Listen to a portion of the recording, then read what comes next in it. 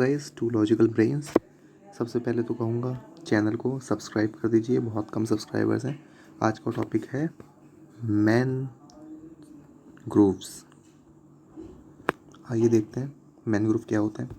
Next, कुछ इस तरीके के प्लांट होते हैं, मतलब पेड़ होते हैं बड़े बड़े पूरे। और ये देखिए, ये तो है तना इसका, ये इसकी जड़ें हैं। जड़ें इसकी ज़मीन से बाहर आ जाती हैं। ठीक है, कितने प्रकार की जड़ें होती हैं ये भी हम आगे बात करेंगे, लेकिन उससे पहले आपको जानना चाहिए मैनग्रोव होते क्या है। मैनग्रोव देखा जाए तो ये इको टाइप है, इकोटोन है। इकोटोन क्या होता है? इकोटोन मतलब इकोटोन फॉरेस्ट और डेजर्ट, यानी कि दो अलग अलग जगहों के बीच का ट्रांजिशन जोन होता है। जैसे कि मान लीजिए, जब आप कभी भी फॉरेस्ट से या आप कहीं डेजर्ट से आप फॉरेस्ट की तरफ जाना शुरू करते हैं, तो क्या डेजर्ट के बाद एकदम से पेड़ आए, पूरा जंगल आ जाता है? नहीं, पहले घास आती है, फिर थोड़ी थोड़ी वेजिटेशन और दिखती है, फिर छोटे पौधे दिखते हैं, फिर बड़े पेड़ दिखते हैं, और फिर वो घने होते आते हैं, फिर जंगल दिखाई देता है पूरा का पूरा। ये प्रोसेस होती है। तो जो बीच का ट्रांजिशन जोन पड़ेगा इन दोनों के बीच में, उसे हम कहेंगे क्या?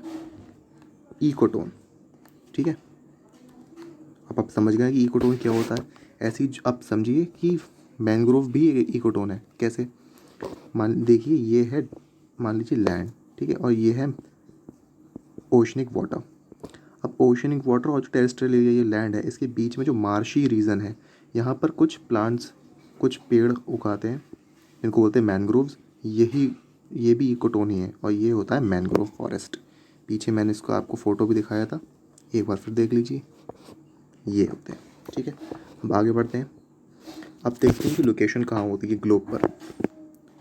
तो देखिए, ग्लोब पर ये पाए जाते हैं 38 डिग्री साउथ से लेकर 24 डिग्री नॉर्थ तक, मतलब ट्रॉपिकल और सब ट्रॉपिकल रीजन में ये पाए जाते हैं। 38 डिग्री यहाँ होता है ये ट्रॉपिक ऑफ कैप्रिकॉन से नीचे यहाँ, और आपका 24 डिग्री नॉर्थ आएगा ट्रॉपिक ऑफ कैंसर के जस्ट थोड़ा सा ऊपर। तो ये होती है इनकी ग्लोब पर लोकेशन। नेक्स्ट, इनके फीचर्स के बारे में बात कर लेते हैं। फीचर्स देखिए, ये फीचर्स में सबसे पहले ये जो तीन जो दिए हैं, ये जो तीन चीज़ें हैं, pneumatophores, buttress root, stilt roots, ये तीनों हैं इनकी roots.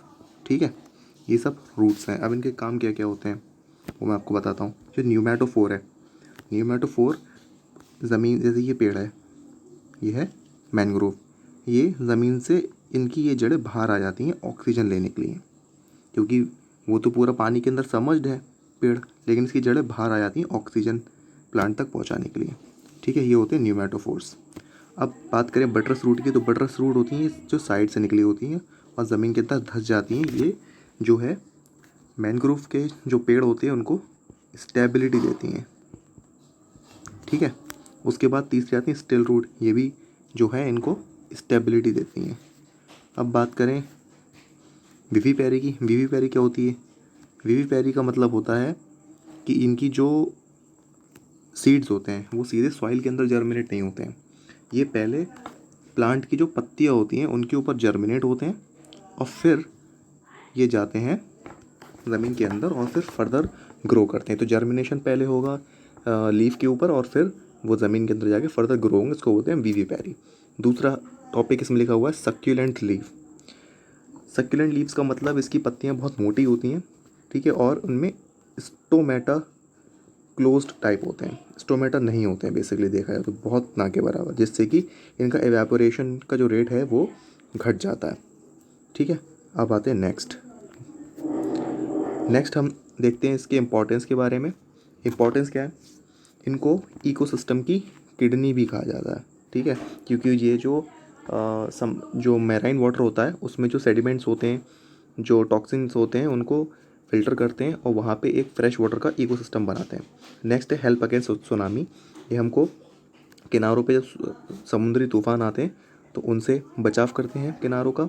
Reduce the water speed, पानी की जो स्पीड उसको रोकते हैं, जिससे कि समुद्र के पानी की स्पीड जब कम होती है यहाँ पर, तो यहाँ पे जो है जो सेडिमेंट्स होते हैं वो इकट्ठे हो जाते हैं और नई लैंड फॉर्म बनती है।